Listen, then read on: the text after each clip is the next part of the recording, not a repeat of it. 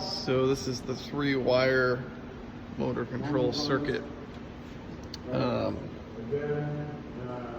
Essentially we have our lines 1, 2, and 3 coming off of the power shutoff and running to the contactors in L1, 2, and 3,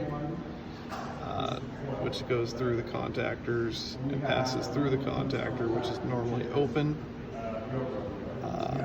Then they run from terminals 1, 2, and 3 to the overload relay, L1, 2, and 3, and from there they flow through the overload relay protection circuit into T2, 1, 2, and 3, and from there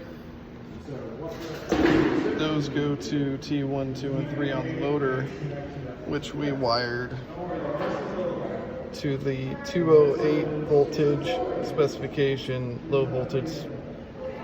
So we wired 4, 5, and 6 together, 7 to 1, 8 to 2, 9 to 3, and then line voltage is T1, 2, and 3, L1, 2, and 3.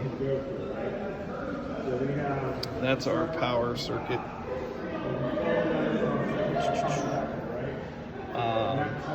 The control circuit on this goes, we're pulling off of L1. We have our emergency stop in series. That runs to our normally open start button, which flows through. That is in parallel with normally open 14 and 13 on the contactor, and then it is in series with the normally closed stop button, which then runs to the power of the relay coil, and then that is in series with the overload relay, which then runs to neutral. And the way that works is if you press the normally closed start button, it's in parallel with the coil on the contactor, which then closes the contactor. When it goes back to its normally open state, the normally open contact points on the contactor close and remain closed,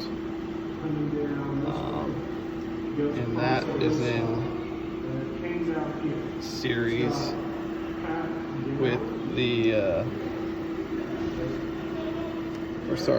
that is in parallel with the normally open start button. So when you hit the normally open button, it sends voltage to the normally open contacts on the contactor, keeping them closed. And then that is in series with the normally closed stop button. So when you break the power to that, it opens the contactor and stops the motor. And